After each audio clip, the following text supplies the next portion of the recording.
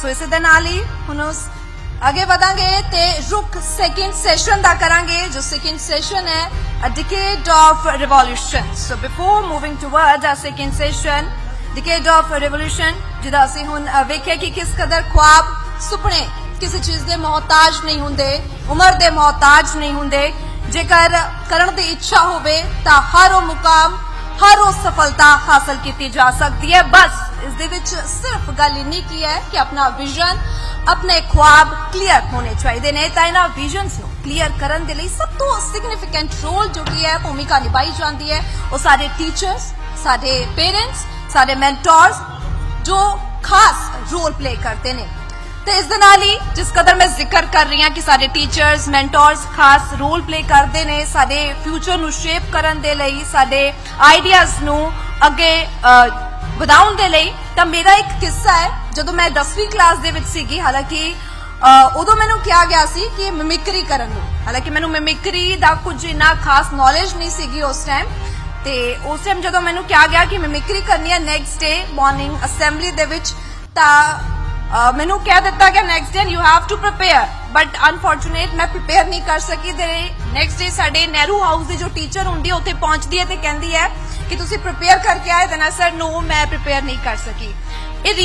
बेशक किस्सा छोटा है पर इस दे विच गल इन्नी की है कि किस कदर उन्हां दीयां सिक्ख्यावां साडे सोच नू, साडे सुपनियां नू, साडे टैलेंट नू उभारन दे विच काफी मदद करती है। तां उसी तरह जदों मैं कुछ प्रिपेयर करके नहीं गई, उन्होंने मैनू एक स्क्रिप्ट रेडी कर दी कि इस कदर तुसी इन्हां टीचर्स दी मिमिक्री कर दिओ, तुसी डायलॉग्स बोल दिओ। ते मैं हालांकि मैं बिल्कुल एक्सपेक्टेड सीगा मैनू कि शायद मैं इस कंपटीशन दे विच कुछ खास लैके नहीं आऊंगी। ते जदों कंपटीशन होया मैं वो कंपटीशन दे विच गई ते पहला नंबर भी मेरा आया। एंड उस तो बाद जदों वारी आई कंक्लूजन दी, जदों वारी आई अवार्ड्स दी, सब तो ज्यादा अनएक्सपेक्टेड ये सीगा कि फर्स्ट अवार्ड ही मैं विन कर लिया। एंड दिस हाउ, हालांकि उन्हां दा तजुर्बा टीचर्स दा एक्सपीरियंस ओ 5 मिनट दी स्क्रिप्ट ने मैनू उस competition they which first winner बनाता सी। बेशक ये कहानी छोटी आ ते इस सिक्ख्या इस दे विच ये है कि उन्हां दा तजुर्बा एक्सपीरियंस साडे सुपनियां नू टैलेंट नू बहुत अगे तक शेप करन दे विच सहायता दिंदा है। तां इस दे नाल ही इस सिलसिले नू अगे बढ़ावांगे तां इस सैशन दे विच असीं गलबात भी करांगे कि किस कदर बच्चों दे सुपनियां नू किस कदर उन्हां नू शेप दित्ती जांदी है। खास प्रभाव टीचर्स दा सब तो ज्यादा रहिंदा है। So now I would love to call my colleague Gaurav Shukla on to stage and इस दे नाल ही असीं पैनलिस्ट नू भी बुलावांगे, उन्हां दे नाल गलबात भी करांगे।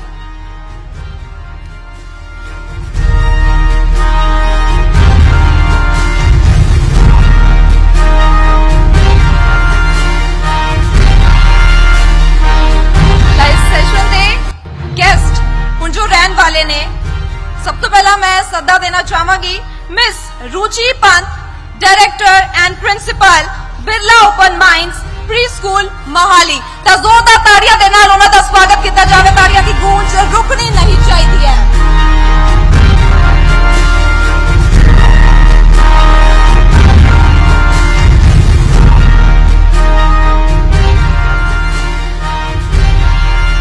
And now miss Anuradha Chandel principal city public school Jalandhar. तो उन्होंने भी जोरदार ताड़ियां दे नाल स्वागत किया जावे। ताड़ियां दी गूंज रुकनी नहीं चाहिए जिस कदर मैं जिक्र कर रही हूं।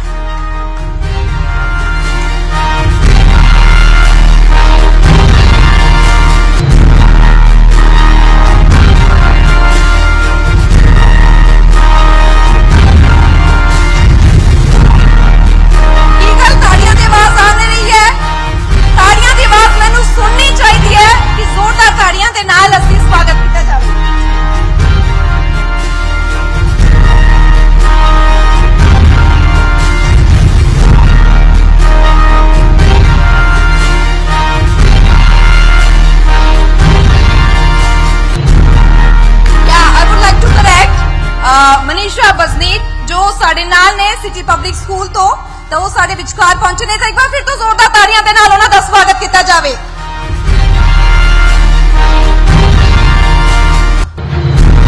ते नाल ही हुण असीं सदा देना चाहांगे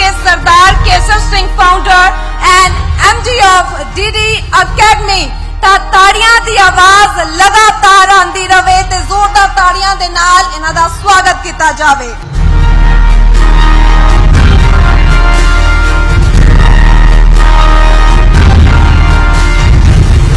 Over to you, Gaurav. शुक्रिया अनामिका, शुक्रिया, थैंक यू वेरी मच। तुसी सानू टाइम दिता है इस पूरे इवेंट का, या अज सारे जिहड़े भाई इकट्ठे हुए हैं। न्यूज़ 18 की टीम हमेशा तो कोशिश करती आई है कि जदों भी असी अलग अलग जिहड़े स्टूडेंट्स ने या फिर बच्चे हैगे ने, कोई कॉम्पीटेटिव एग्जाम दे विच जा रहा है, कोई बिल्कुल स्टार्ट कर रहा है अपनी जर्नी, तो उन्होंने लिए कुछ ना कुछ असी गाइडेंस के तौर के उत्ते लैके आईए। अच्छा, इस बार सीजन 6 जिहड़ा असी कर रहे हैं वो जनवरी दे विच हो रहा है, तो वो डेफिनेटली बहुत इंपॉर्टेंट हो जाता है, क्योंकि ये मंथ खास तौर पर मैं जिहड़े स्कूल गोइंग किड्स ने या बच्चे ने उन्होंने लिए बड़ा अलग तरीके का पूरा तुसी कहो कि टाइम हुंदा है। प्रैशर कह सकते हो, उन्होंने मन दे विच कुछ एक्साइटमेंट कह सकते हो, या फिर तुसी इस तरीके नाल भी इसनूं देख सकते हो कि जिहड़े उन्होंने करियर या उन्होंने स्कूलिंग या जो कुछ कर रहे हैं पूरी उन्होंने लाइफ इत्थे एक तरीके नाल शेप लै रही हुंदी है। एक बार ताड़ियां दे नाल स्वागत करते हैं आपां सारे मेहमानां दा।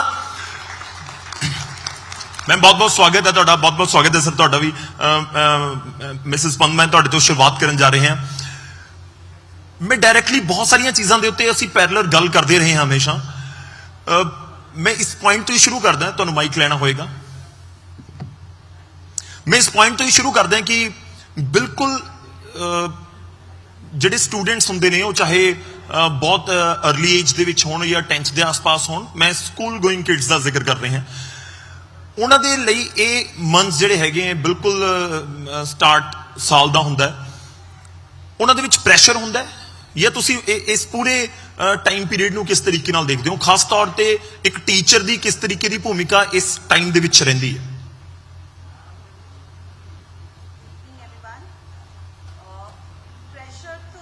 थोड़ा माइक तो ऊपर करना पड़ेगा। प्रेशर तो है बच्चों पे जी, उसमें your the role of teachers and parents come into play कि आप उसको किस तरह से डिफ्यूज करते हैं उस स्ट्रेस को, because now those times have gone. I think there is a issue with the mic. दूसरा माइक लेट मी चेक है। हाँ, ये वाला माइक जी, please. Good evening. Is this okay? हाँ जी, बिल्कुल। So I'll start again. Good evening everybody. Gaurav ji ने जैसे कहा, देखिए प्रेशर तो है बच्चों पे, there is no doubt about it, and it is up to us as educators, as parents, कि हम उसको किस तरह से डिफ्यूज करते हैं। थोड़ा सा माइक आपको पास करना पड़ेगा। थोड़ा सा uncomfortable। Sorry, मैं दोबारा डिस्टर्ब कर रहा हूँ। I'm not very comfortable. My voice is I otherwise understand, very बिल्कुल, loud. definitely.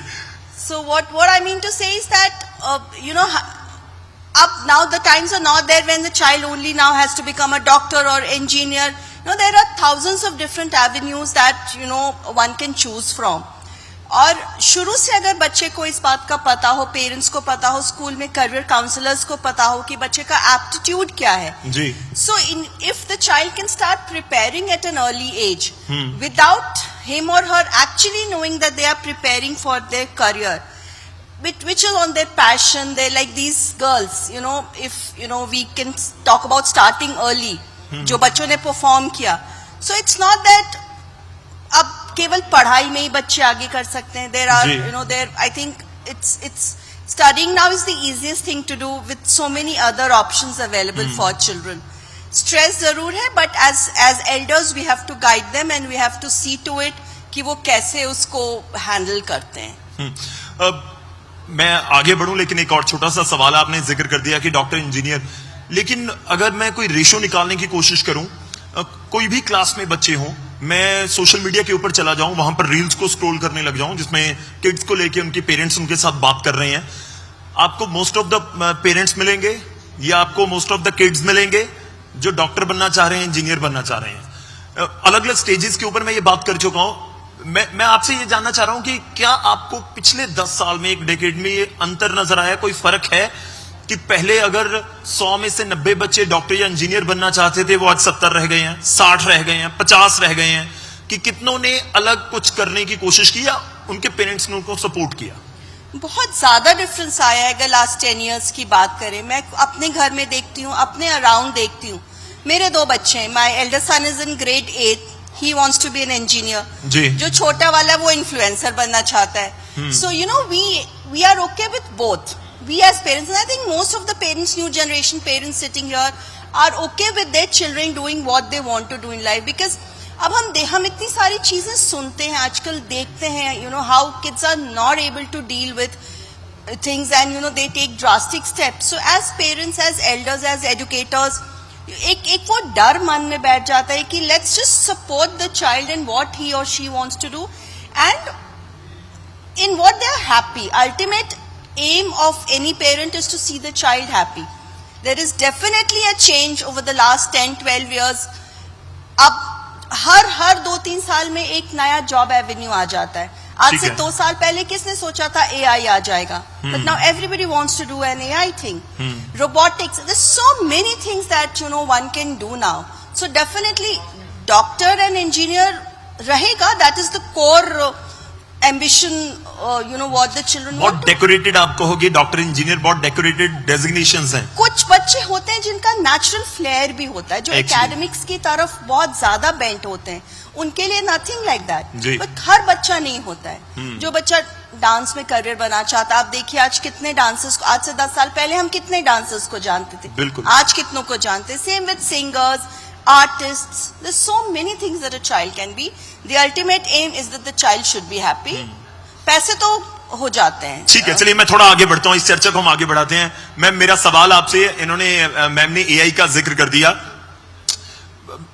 मुझे तो ये भी लग रहा है कि बहुत सारी AI की बातें हो रही हैं और शायद एक पॉइंट से भी ज्यादा होने लगी हैं, कि हर पॉइंट के ऊपर जो भी आज की डेट में डिस्कशंस चल रही हैं, खासतौर पर एकेडमिक्स को लेकर, वो AI सेंट्रिक है. जितनी भी बात हो रही है AI. मैं 2 चीजें समझना चाह रहा हूं कि AI ने कितना अंतर डिफरेंस लाके खड़ा कर दिया है, और दूसरा स्कूलिंग में खास तौर पर, और दूसरा क्या ग्राउंड के ऊपर AI, अगर कोई इस समय जो हमारे लोग सुन रहे हैं या जो आज यहां पर बैठे हैं, उनका बच्चा 8th में है, 6th में है या 9th में है, क्या वहां पर AI पहुंच गया है या अभी बातें हैं?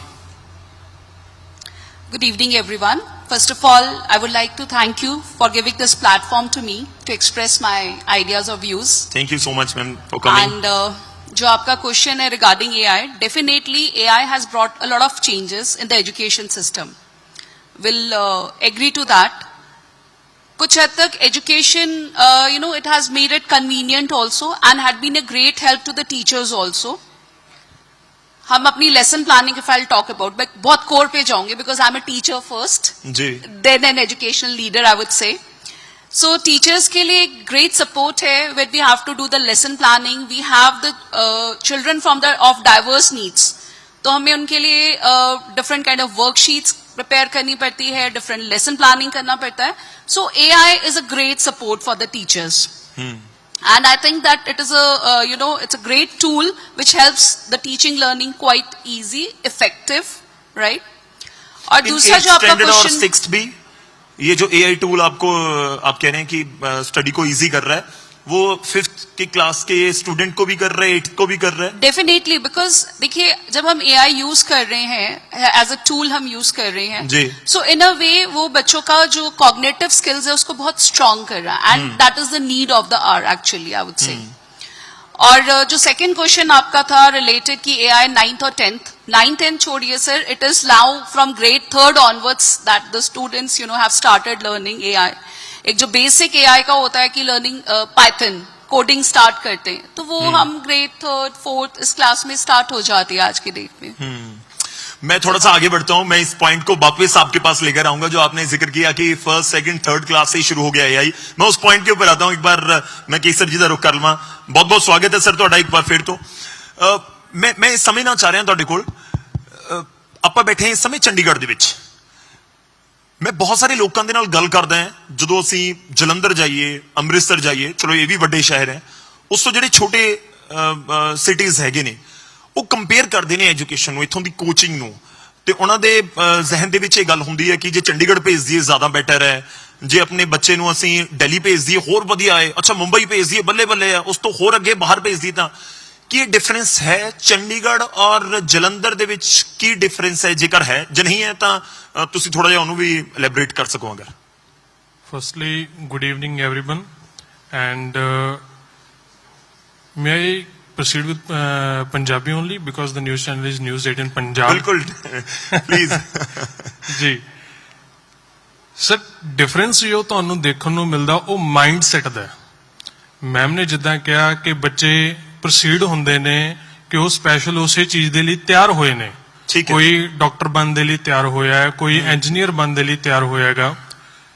ਡਾਕਟਰ ਇੰਜੀਨੀਅਰ ਜੋ ਪੇਸ਼ੇ ਨੇ ਸਰ, ਉਹ ਸੈਲੀਬ੍ਰੇਟ ਕੀਤੇ ਜਾਂਦੇ ਸੀ 10 ਸਾਲ ਪਹਿਲਾਂ।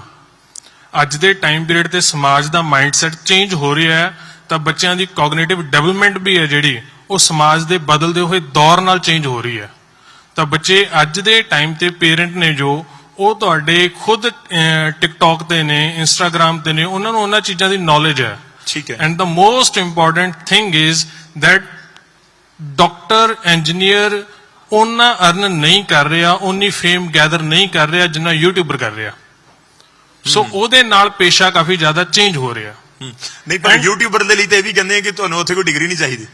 Yes, that's the main point.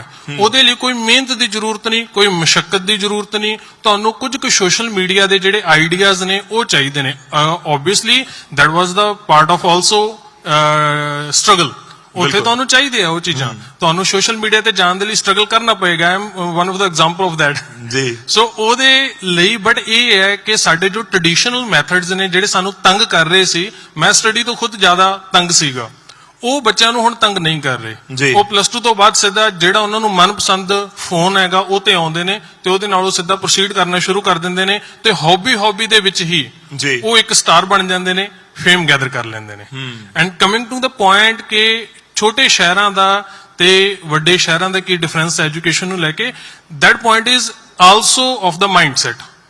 ਮੈਂ ਖੁਦ ਚੰਡੀਗੜ੍ਹ ਦੇ ਵਿੱਚ ਪੜ੍ਹ ਕੇ ਗਿਆ ਜੀ, 2 ਸਾਲ ਮੈਂ ਇੱਥੇ IAS ਦੀ ਸਟੱਡੀ ਕੀਤੀ ਹੈ ਤੇ ਉਸ ਤੋਂ ਬਾਅਦ ਜਿੰਨੀ IAS ਦੇ ਲਈ ਮੈਂ ਪ੍ਰਿਪਰੇਸ਼ਨ ਕੀਤੀ ਹੈ ਉਹ ਸਾਰੀ ਸੈਲਫ ਸਟੱਡੀ ਕੀਤੀ ਹੈ। ਖੁਦ 15 16 ਘੰਟੇ ਬੈਠ ਕੇ ਸੈਲਫ ਸਟੱਡੀ ਕੀਤੀ ਹੈ। I did not get anything from the institutional things. ਇਹ ਨਹੀਂ ਕਹਿ ਰਿਹਾ ਮੈਂ ਇੰਸਟੀਟਿਊਸ਼ਨ ਮਾੜਾ ਸੀ, ਮੇਰਾ ਚੰਡੀਗੜ੍ਹ ਵਾਲਾ ਲੈਵਲ ਨਹੀਂ ਸੀਗਾ। ਜਦ ਮੈਂ ਉਦਾਂ ਦੀਆਂ ਚੀਜ਼ਾਂ ਗ੍ਰੈਬ ਕਰਨ ਦੇ ਲਈ ਰੈਡੀ ਨਹੀਂ ਸੀ, ਮੇਰੀ ਫਾਊਂਡੇਸ਼ਨ ਨਹੀਂ ਸੀ। ਠੀਕ ਹੈ। ਬਟ ਸੇਮ ਚੀਜ਼ ਜਦੋਂ ਤੁਹਾਨੂੰ ਮਿਲਦੀ ਹੈਗੀ ਛੋਟੇ ਸ਼ਹਿਰ ਦੇ ਵਿੱਚ, ਸੇਮ ਚੀਜ਼ ਤੁਹਾਨੂੰ ਮਿਲਦੀ ਹੈ ਜਦੋਂ ਆਪਣੇ ਨੇੜੇ ਜਦੋਂ ਮਿਲਦੀ ਹੈ। ਸਾਡੇ ਨਾ ਪੰਜਾਬੀ 'ਚ ਇੱਕ ਬੜੀ ਕਹਾਵਤ ਹੈ ਸਰ, ਕਹਿੰਦੇ ਘਰ ਦਾ ਜੋਗੀ ਜੋਗੜਾ, ਬਾਹਰ ਦਾ ਜੋਗੀ ਸਿੱਧਾ। ਉਹ ਸੇਮ ਚੀਜ਼ ਹੋ ਜਾਂਦੀ ਹੈ। ਹੁਣ ਮੈਂ ਇੱਥੇ ਅਗਰ ਟੀਚ ਕਰਾਂਗਾ ਤਾਂ ਮੈਂ ਇੱਥੇ ਇੱਕ ਲੈਕਚਰ ਦਾ ਬੜੇ ਆਰਾਮ ਦੇ ਨਾਲ 3 ਤੋਂ 4 ਹਜ਼ਾਰ ਹੈ ਜਿਹੜਾ ਉਹ ਚਾਰਜ ਕਰ ਸਕਦਾ। ਠੀਕ ਹੈ। ਬਟ ਉਹ 3 ਤੋਂ 4 ਹਜ਼ਾਰ ਮੈਨੂੰ ਮਾਨਸਾ 'ਚ ਨਹੀਂ ਮਿਲੇਗਾ, ਜਾਂ ਮੈਨੂੰ ਉਹ ਤੁਹਾਡਾ ਕਿਸੇ ਹੋਰ ਸਿਟੀ ਦੇ ਵਿੱਚ ਨਹੀਂ ਮਿਲੇਗਾ। ਤਾਂ ਸਿਟੀ ਦੇ ਅਕੋਰਡਿੰਗ ਜਿਵੇਂ ਤੁਹਾਡਾ ਮੈਕਡੀ ਦੀ, ਸਟਾਰਬਕਸ ਦੀ ਕਾਫੀ ਡਾਊਨ ਹੋ ਜਾਂਦੀ ਹੈ, ਮੈਕਡੀ ਦੇ ਪ੍ਰੋਡਕਟਸ ਡਾਊਨ ਹੋ ਜਾਂਦੇ ਨੇ, ਤਾਂ ਸਿਟੀ ਦੇ ਅਕੋਰਡਿੰਗ ਸਰ ਐਜੂਕੇਸ਼ਨ ਵੀ ਡਾਊਨ ਹੁੰਦੀ ਹੈ। ਤੇ ਹਿਊਮਨ ਮਾਈਂਡਸੈਟ ਕੀ ਆਖਦਾ ਹੈ ਕਿ ਅਗਰ ਮੇਰੇ ਕੋਲ ਕੋਈ ਫੋਨ 70,000 ਦਾ ਹੈ ਉਹ ਬੈਟਰ ਹੈ, ਅਗਰ ਮੇਰੇ ਕੋਲ ਉਹ ਕੰਮ 10,000 ਦੇ ਵਿੱਚ ਹੋ ਰਿਹਾ ਉਹ ਬੈਟਰ ਨਹੀਂ ਹੈਗਾ। That is a human mindset. ਤੇ ਚੀਜ਼ਾਂ ਸਰ ਬਹੁਤ ਵਧੀਆ ਵੀ ਪਈਆਂ ਨੇ ਤੇ ਚੀਜ਼ਾਂ ਨੇ ਜਿਹੜੇ ਪਰਸਨ ਵੀ ਬਹੁਤ ਵਧੀਆ ਪਏ ਨੇ, ਬਟ ਉਹ ਟਾਈਮ ਟੂ ਟਾਈਮ ਤੇ ਪਲੇਸ ਟੂ ਪਲੇਸ ਵੈਰੀ ਕਰਦੇ ਨੇ। ਮੈਂ ਕ੍ਰਕਸ ਕੀ ਕੱਢਾਂ ਤੁਹਾਡੀ ਗੱਲ ਦੇ ਵਿੱਚੋਂ ਕਿ ਜੇ ਕੋਈ ਚੰਡੀਗੜ੍ਹ ਆਣਾ ਚਾਹ ਰਿਹਾ ਤਾਂ ਉਹ ਬੈਟਰ ਹੈ, ਜਾਂ ਉਹ ਮਤਲਬ ਕਿਸ ਤਰੀਕੇ ਨਾਲ ਕੋਈ ਕੋਚਿੰਗ ਲੈਣ ਦੇ ਲਈ ਡਿਸਾਈਡ ਕਰੇ। ਜੀ, ਹੋ ਸਕਦਾ ਕਿ ਸਟੂਡੈਂਟ ਡਿਸਾਈਡ ਨਾ ਕਰ ਪਾ ਰਿਹਾ ਹੋਵੇ, ਉਸਦੇ ਪੇਰੈਂਟ ਡਿਸਾਈਡ ਕਰਨ। ਕੋਈ ਇਸ ਸਮੇਂ ਤੁਹਾਨੂੰ ਮਾਨਸਾ ਦੇ ਵਿੱਚ ਬੈਠ ਕੇ ਸੁਣ ਰਿਹਾ ਜਾਂ ਪਠਾਨਕੋਟ 'ਚ ਬੈਠ ਕੇ ਸੁਣ ਰਿਹਾ ਤੁਹਾਨੂੰ, ਉਹ ਕਿਵੇਂ ਡਿਸਾਈਡ ਕਰੇ ਕਿ ਮੈਂ ਚੰਡੀਗੜ੍ਹ ਜਾਵਾਂ, ਮੈਂ ਜਲੰਧਰ ਜਾਵਾਂ, ਜਾਂ ਮੇਰੇ ਨੇੜੇ ਗੁਰਦਾਸਪੁਰ ਹੈ, ਜਾਂ ਪਠਾਨਕੋਟ ਹੀ ਠੀਕ ਹੈ, ਜਾਂ ਅੰਮ੍ਰਿਤਸਰ ਚਲਾ ਜਾਵਾਂ? ਜੀ, ਕਿਵੇਂ ਡਿਸਾਈਡ ਕਰੇ ਉਹ? In coaching sir content is not the problem is the guidance. ਠੀਕ ਹੈ ਕਿ ਬੱਚੇ ਨੂੰ ਅਗਰ ਪ੍ਰੋਪਰ ਗਾਈਡੈਂਸ ਮਿਲ ਰਹੀ ਹੈ ਤਾਂ ਉਹ ਸੈਲਫ ਸਟੱਡੀ ਵੀ ਕਰ ਸਕਦਾ ਹੈ। ਤੇ ਕੋਚਿੰਗ ਜੋ ਡਿਸਾਈਡ ਹੋਏਗੀ ਸਰ, ਉਹ ਇੱਕ ਬਹੁਤ ਵੱਡੀ ਮਾਰਕੀਟ ਹੈ, ਬਹੁਤ ਵੱਡੀ ਮਾਰਕੀਟ ਹੈਗੀ। ਤੇ ਉਹਦੇ ਨਾਲ ਆਪਾਂ ਬੈਟਰ ਤੇ ਵਰਸ ਉਹ ਡਿਸਾਈਡ ਨਹੀਂ ਕਰ ਪਾਵਾਂਗੇ ਉਹਦੇ ਵਿੱਚੋਂ। ਠੀਕ ਹੈ। ਉਹ ਤੁਹਾਨੂੰ ਵਿਦ ਐਕਸਪੀਰੀਅੰਸ ਪਤਾ ਲੱਗੇਗੀ। ਬਟ ਮੈਂ ਇਹ ਨਹੀਂ ਕਹਾਂਗਾ ਕਿ ਅਗਰ ਸਿਟੀ ਵੱਡੀ ਹੋ ਚੁੱਕੀ ਹੈ ਤਾਂ ਉੱਥੇ ਐਜੂਕੇਸ਼ਨ ਦਾ ਲੈਵਲ ਵੀ ਵੱਡਾ ਹੋ ਚੁੱਕਿਆ ਹੈ, ਉਹ ਡਿਫਰੈਂਸ ਨਹੀਂ ਆਏਗਾ। ਬਿਕੋਜ਼ ਮੇਰੀ ਜੋ ਅਕਾਊਂਟ ਦੀ ਜ਼ਿਆਦਾਤਰ ਰੀਚ ਹੈ ਉਹ ਚੰਡੀਗੜ੍ਹ ਤੋਂ ਹੀ ਹੈ ਤੇ ਮੈਂ ਸਿਰਫ ਕਰੀਅਰ ਕਾਉਂਸਲਿੰਗ ਪ੍ਰੋਵਾਈਡ ਕਰਦਾ ਜਾਂ ਗਾਈਡੈਂਸ ਦਿੰਦਾ ਜਾਂ ਜੌਬਸ ਦੇ ਬਾਰੇ ਦੱਸਦਾ। ਤੇ Chandigarh is the education hub of the not only Punjab, it's also Himachal and Haryana. ਮੇਰੀ ਰੀਚ ਹੀ ਜ਼ਿਆਦਾ ਇੱਥੇ ਹੈ।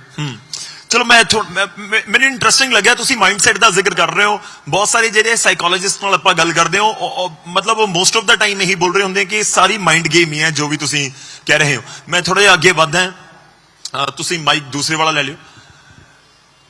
ਮੈਂ ਇੱਕ ਚੀਜ਼ ਜਾਣਨੀ ਚਾਹ ਰਿਹਾ ਕਿ ਇੱਕ ਹੁੰਦੀ ਹੈ ਡਿਸਪਲਿਨ ਬੱਚਿਆਂ ਦੇ ਵਿੱਚ, ਇੱਕ ਕਿਉਰਿਓਸਿਟੀ ਜਾਂ ਮੈਂ ਕਹਾਂ ਕਿ ਐਕਸਾਈਟਮੈਂਟ, ਇਹਨਾਂ ਦੇ ਵਿੱਚ ਬੈਲੈਂਸ ਕਿਵੇਂ ਬਣਾਉਣ ਬੱਚੇ? तीनों बहुत इम्पोर्टेंट हैं और balance of course is see मैं थोड़ा old school I am a little conservative parent and a teacher both, so I think discipline still holds the most important place. आप कैसे बिहेव करते हैं, आपके क्या पब्लिक में एटिकेट्स हैं, आप प्राइवेटली कैसे बिहेव करते हैं, आप बड़ों से कैसे बात करते हैं, आप अपने छोटों को कैसे ट्रीट करते हैं, this still holds the utmost importance because ultimately you have to become a better person before you become anything in life. अब जरूरी नहीं है कि आप डिसिप्लिन हैं, आप बहुत ज्यादा वेल बिहेव्ड हैं तो आप क्यूरियस नहीं हो सकते, आप एक्साइटमेंट लेवल नहीं शो कर सकते। It can all be amalgamated together, but discipline comes foremost. उसमें अगर आप sometimes as a small child there's a very fine line maybe between being disciplined and getting very excited, which is okay. At times it can be forgiven and at times you can overlook things. Ji. But discipline का life में होना बहुत जरूरी है, not only for children, for elders also, for everyone. कौन सी class से आपको लगता है कि डिसिप्लिन बिल्कुल दिखना चाहिए बच्चे में?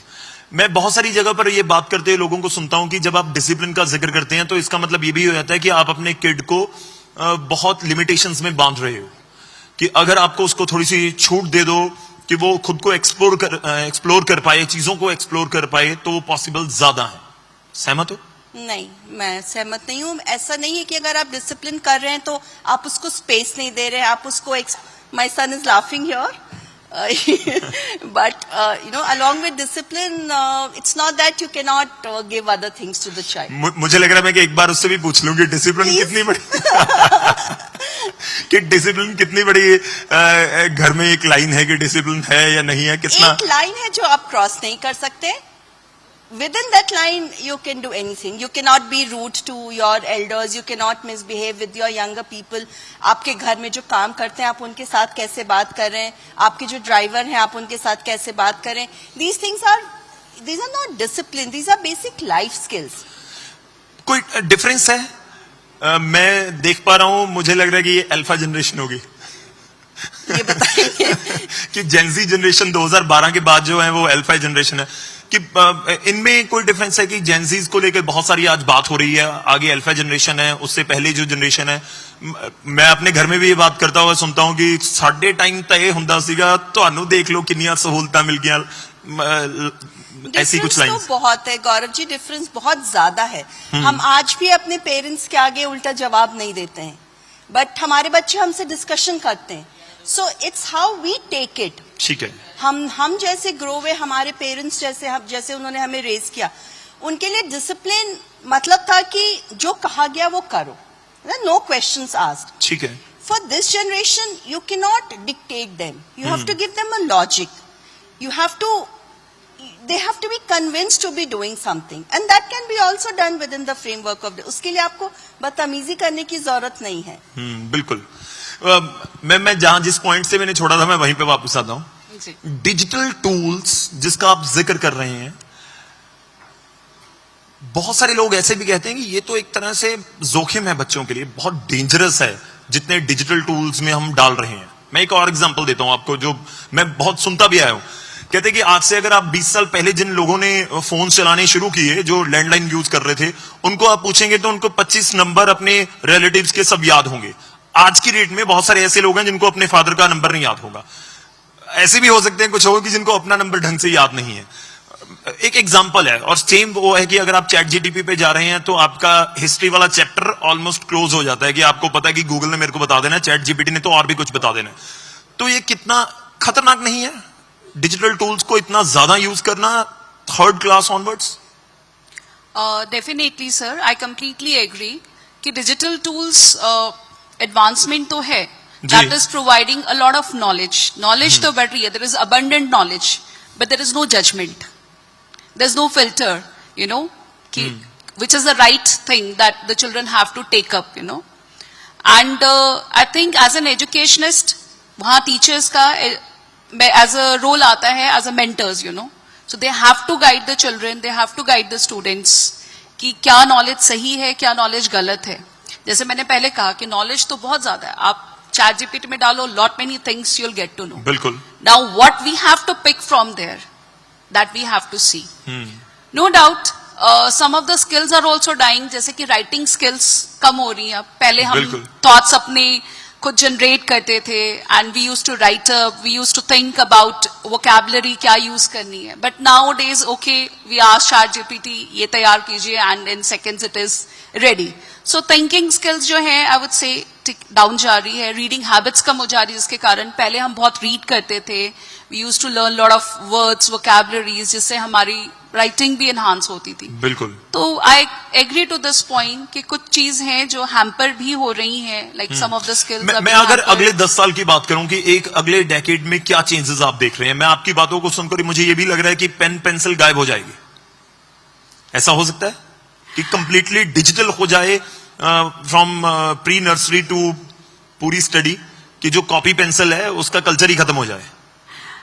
You never know. We are in a VUCA world. इतनी disruptions हैं, तो day might come, you know. School education में समझना चाह रहा हूं कि क्या आपको अगले 2, 4, 5, 10 साल में चेंजेस नजर आ रहे हैं आपको, कि अगर मैं 10 साल बाद सीजन 16 या 20th कर रहा हूं तो उस समय ये बातें तो ऐसे लगेंगी कि बिल्कुल दुनिया बदल चुकी है. Gaurav ji, it would be very difficult to answer this question because अभी तो यही नहीं पता कि कल नया कौन क्या आ जाएगा. You know, it is changing as a said VUCA world. You know, इतनी चेंजेस है, एबिक्वस है, कुछ पता नहीं है कि वेरी नेक्स्ट डे क्या आने वाला है. You know, so the way the AI is changing, you know, and the technological driven world we have, you know, we are living in.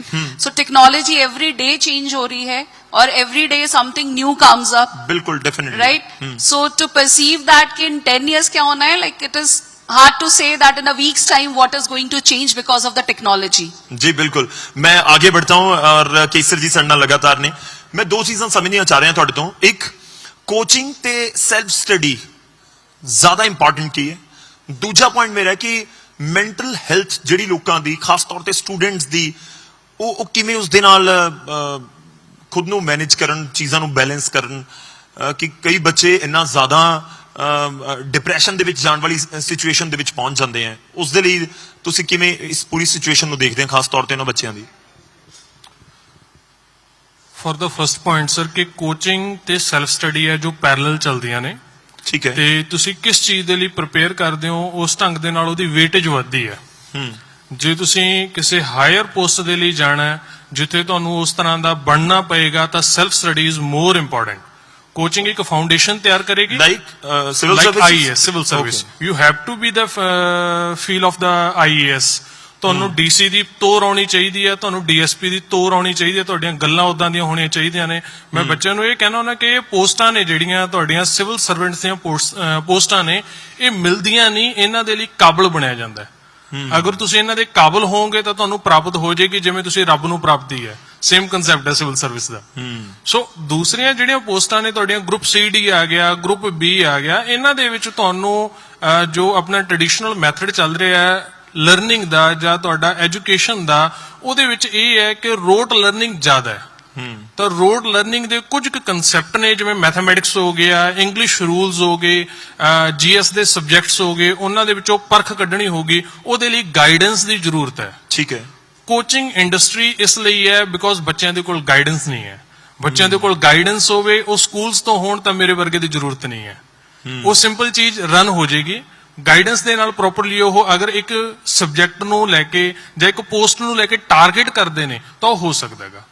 Second point about the depression, it is a very serious concern, sir. It is a very serious concern. ਮੈਂ ਬੱਚਿਆਂ ਨੂੰ ਮਿਲਦਾ, ਮੈਨੂੰ career counselling ਤੇ ਜੋ ਮੈਂ ਪਿੰਡਾਂ ਦੇ ਵਿੱਚ ਸਕੂਲਸ ਦੇ ਵਿੱਚ ਜਾਣਾ ਜਾਂ ਮੇਰੇ ਕੋਲ ਬੱਚੇ ਆਉਂਦੇ ਆ, ਮੇਰੇ ਕੋਲ ਇੰਸਟਾਗ੍ਰਾਮ ਤੇ ਮੈਸੇਜ ਆਉਂਦੇ ਆ. ਮੇਰੇ ਕੋਲ 10 ਦਿਨ ਪਹਿਲਾਂ ਇੱਕ ਬੱਚੇ ਦਾ ਮੈਸੇਜ ਆਇਆ, ਕਹਿੰਦਾ ਸਰ ਉਹਨੇ ਏਡਾ ਵੱਡਾ ਚਿੱਠਾ ਲਿਖਿਆ ਤੇ ਨੀਚੇ ਲਿਖਿਆ sir I have no other option than suicide. ਤੇ ਮੈਂ ਉਹਨੂੰ ਕਿਹਾ ਮਖਾਰਾ ਜੀ ਤੂੰ ਮੇਰੇ ਕੋਲ ਆ, ਮੈਨੂੰ ਪ੍ਰੋਬਲਮ ਦੱਸ ਕੀ ਹੈਗੀ. ਸੁਸਾਈਡ ਲਾਸਟ ਪੁਆਇੰਟ ਨਹੀਂ ਹੈ, ਉਹ ਵਰਸ ਹੈ। ਤੂੰ ਮੇਰੇ ਕੋਲ ਆ, ਤੈਨੂੰ ਪ੍ਰੋਬਲਮ ਕੀ ਆ ਰਹੀ ਹੈ? ਸੋ ਇਹ ਡਿਪਰੈਸ਼ਨ ਹੈ ਸਰ ਜਿਹੜਾ, ਜਾਂ ਉਹਨਾਂ ਦੇ ਉੱਪਰ ਜੋ ਪ੍ਰੈਸ਼ਰ ਹੈਗਾ, ਉਹ ਕੁਝ ਨਾ ਕੁਝ ਕਿਸੇ ਨਾ ਕਿਸੇ ਹੱਦ ਤੱਕ ਉੱਥੇ ਮਾਪੇ ਆ ਜਿਹੜੇ ਉਹ ਵੀ ਜ਼ਿੰਮੇਵਾਰ ਆ ਜਾਂਦੇ ਆ। ਬਟ ਮੈਂ ਜ਼ਿੰਮੇਵਾਰੀ ਉਹਨਾਂ ਨੂੰ ਤਾਂ ਦੇਵਾਂਗਾ ਬਿਕੋਜ਼ ਉਹ ਅਨਅਵੇਅਰ ਨੇਗੇ, ਉਹਨਾਂ ਦੇ ਸਿਨਾਰੀਓਜ਼ ਤੋਂ ਅਨਅਵੇਅਰ ਨੇ। ਜਿੱਥੋਂ ਮੈਂ ਗੁਜ਼ਰ ਰਿਹਾ, ਮੇਰੇ ਮਾਪੇ ਉਹਦੇ ਵਿੱਚੋਂ ਨਹੀਂ ਗੁਜ਼ਰੇ, ਤੇ ਨਾ ਹੀ ਕਦੇ ਉਹ ਗੁਜ਼ਰ ਸਕਦੇ ਨੇ। ਉਹਨਾਂ ਦਾ ਟਾਈਮ ਪੀਰੀਅਡ ਹੋਰ ਸੀ, ਮੇਰਾ ਹੋਰ ਹੈ। ਬਟ ਫਿਰ ਵੀ ਆਪਾਂ ਨੂੰ ਬੱਚੇ ਨੂੰ ਥੋੜਾ ਜਿਹਾ ਦੇਖ ਕੇ, ਥੋੜਾ ਜਿਹਾ ਪਰਖ ਕੇ ਚੱਲਣਾ ਚਾਹੀਦਾ ਹੈਗਾ। ਬਿਕੋਜ਼ ਮੇਰੇ ਵਰਗੇ ਨੂੰ ਸਿਲੈਕਸ਼ਨਾਂ ਦੀ ਭੁੱਖ ਹੁੰਦੀ ਹੈਗੀ, ਕਿਸੇ ਨੂੰ ਪੈਸੇ ਦੀ ਭੁੱਖ ਹੁੰਦੀ ਹੈ, ਤਾਂ ਮੇਰੇ ਵਰਗਾ ਪ੍ਰੈਸ਼ਰ ਪਾਉਂਦਾ ਉਹਨਾਂ ਚੀਜ਼ਾਂ ਤੇ। ਬਿਲਕੁਲ। ਤੇ ਜਦੋਂ ਉਹਨਾਂ ਤੇ ਉਹ ਪ੍ਰੈਸ਼ਰ ਬਿਲਟ ਅਪ ਹੁੰਦਾ ਤੇ ਉਹ ਪਰਫਾਰਮੈਂਸ ਨਹੀਂ ਦੇਣ ਪਾਉਂਦੇ, ਤਾਂ ਉਹਨਾਂ ਨੂੰ ਸੁਣਨ ਦੇ ਲਈ ਕੋਈ ਨਹੀਂ ਜੀ।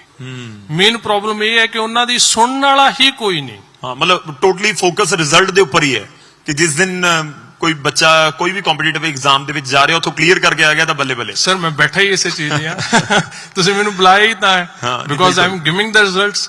ਤੇ ਉਹਨਾਂ ਬੱਚਿਆਂ ਨੂੰ ਉਹਦੇ ਵਿੱਚੋਂ ਕੰਪੈਟੀਟਿਵ ਹੋ ਗਿਆ, ਜਿਹੜਾ ਕੋਈ ਵੀ ਪੋਸਟ ਲੈ ਲਓ, success ratio is only the 6 to 10%, hardly 10%, proper ਨਹੀਂ ਹੈ। ਤੇ ਜੋ ਬਾਕੀ 90 ਰਹਿ ਗਏ, ਉਹਨਾਂ ਨੂੰ ਸਰ ਰਾਹ ਨਹੀਂ ਦਿੰਦਾ ਕੋਈ। ਤੇ ਉਹ ਮੇਨਲੀ ਫੇਰ ਉਹੀ ਚੀਜ਼ ਕਿ ਅਗਰ ਉਹਨਾਂ ਨੂੰ ਰਾਹ ਹੋਵੇ ਕਿ ਅਗਰ ਇਹ ਪਲਾਨ A ਨਹੀਂ ਹੈ ਤਾਂ ਪਲਾਨ B ਹੈ। ਠੀਕ ਹੈ।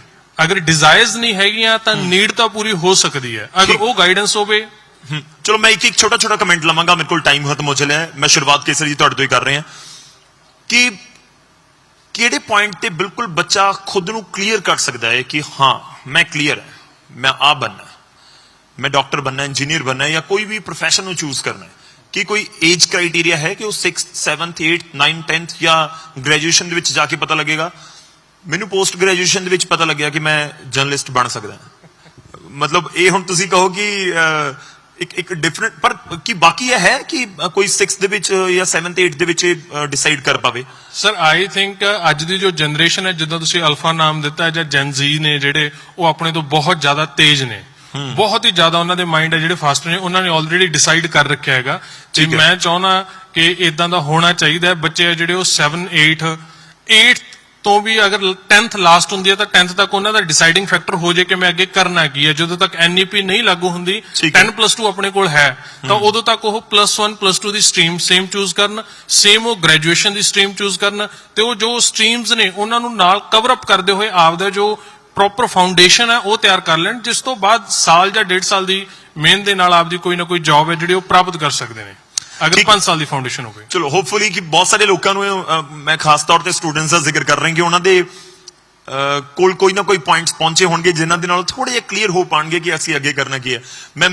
मैं यही आपसे सवाल लेना चाहूंगा, गाइडेंस स्कूल में बच्चों को किस तरह की मिल रही है? एक पेरेंट टीचर मीटिंग, क्या आप जो टीचर्स हैं वो पेरेंट्स को ये क्लियर कर पाते हैं कि आपका बच्चा लग रहा है जी कि क्रिकेटर बन जाएगा, या आपका बच्चा लग रहा है कि साइंटिस्ट बन सकता है, या ऐसा कुछ? अगर आप थोड़ा इसको क्लियर कर पाए कि ये पॉसिबल होता है? या डेफिनेटली एज एजुकेटर्स हम लोग हमेशा ट्राई करते हैं कि पेरेंट्स को कन्विंस कर सकें कि what are the passions and the interest of the child, because हम बहुत ऑब्जर्व करते हैं बच्चों को, and I say that observational tool हमारा मेजर असेसमेंट रहता है बच्चों के लिए, but most of the times parents don't agree. They have one vision for their child or goal for their child, you know. Actually, so वो तो उसके पैदा होने से सोचे बैठे हैं कि मैं तो इंजीनियर बनाना है या डॉक्टर बनाना है. But I feel that gradually ये change हो रहा है. Nowadays the parents are giving acceptance, but yes, they take time to accept that thing. कि okay, whatever the goal, the vision my child has set for himself or herself, उसको मैं support करूं. वो ratio कम है, but probably I am hopeful that that would increase, and definitely as educators will keep playing that role कि हम parents को ये चीज क्लियर कर सके, कन्विंस कर सके, समझा सके कि what your child is good at, and let the child follow the passion and follow the dreams and let the child fly.